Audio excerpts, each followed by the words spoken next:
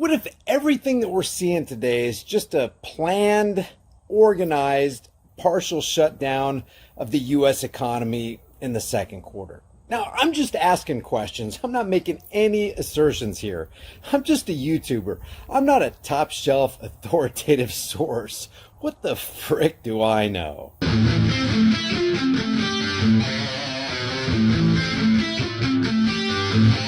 If you know anything about nutrition and exercise, you know that if you want strong bones, ligaments, tendons, muscles, hair, teeth, skin, nails, whatever, you need the 5 types of collagen in your diet. You can grab that through BioTrust. This stuff is awesome, guys. Click on the link in the description. If you don't know anything about it, you can watch a couple of the videos and get up to speed, but do yourself a favor and grab some. I saw this when we first were studying Event 201. But this is what they played on the big screen at Event 201 on October 18th, 2019, just 6 weeks before the Wuhan you-know-what came out, before the planned organized partial shutdown of the U.S. economy was hatched in public. But watch what they played here. How would you know that they were going to shut down, social media was going to start shutting down and censoring quote-unquote disinformation? Watch this. It's like they wrote the script for everything. Today about the CAPS pandemic. Twitter and Facebook are reporting they've identified... By the way, yesterday was the first official anniversary of Event 201, where they planned the world's demise. And deleted a disturbing number of accounts dedicated to spreading disinformation about the outbreak.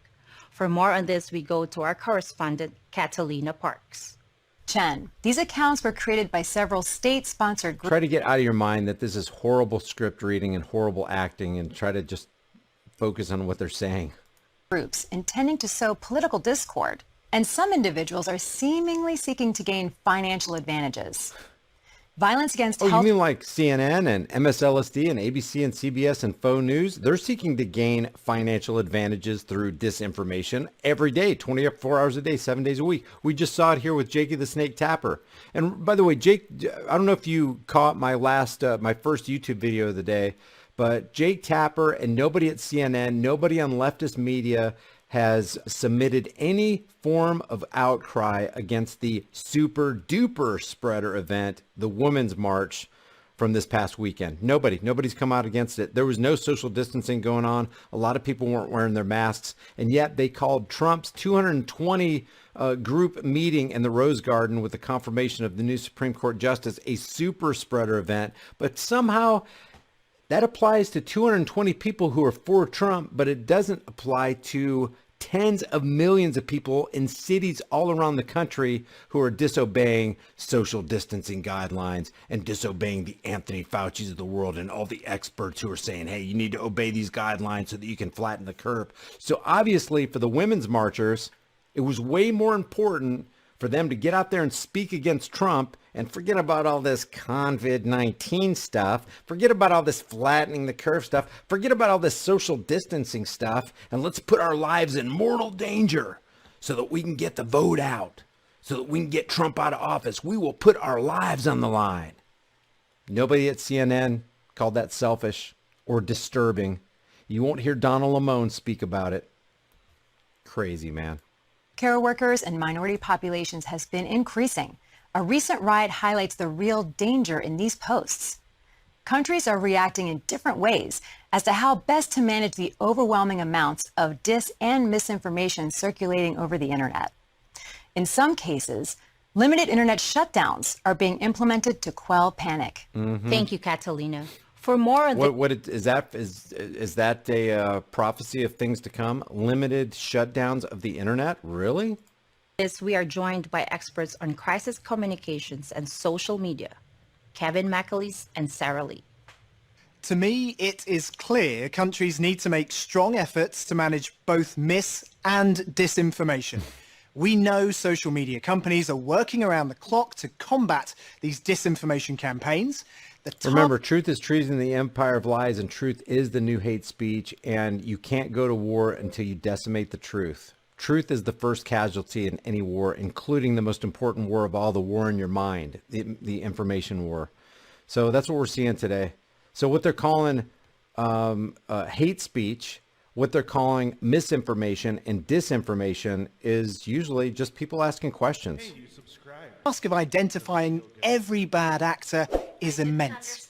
And experts agree that new disinformation campaigns are being generated every day. This is a huge problem that's going to keep us from ending the pandemic and might even lead to the fall of governments, as we saw in the Arab Spring. Yeah, we can't have that. We can't have the fall of governments, can we?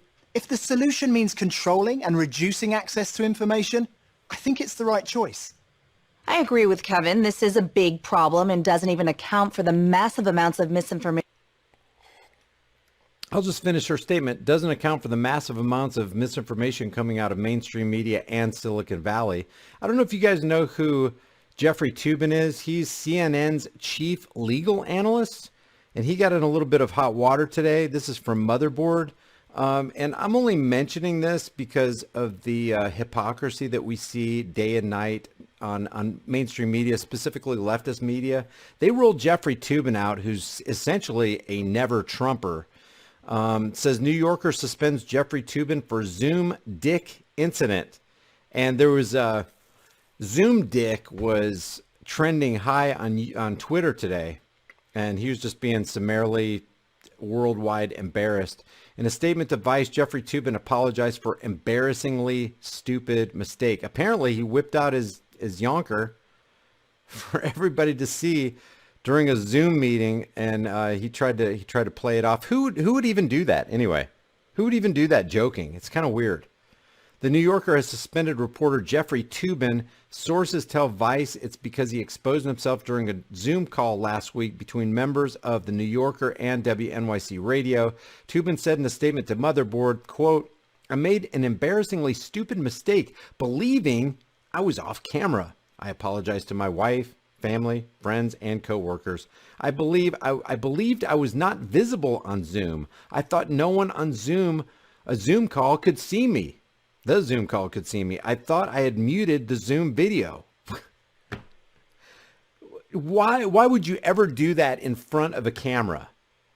Doesn't even make any sense. New Yorker spokesperson Natalie Rabe says Jeffrey Toobin has been suspended while we investigate the matter. Toobin's Conti Nast email has been disabled and he has not tweeted since October 13th. He did, however, appear on CNN, where he is the network's chief legal analyst on Saturday.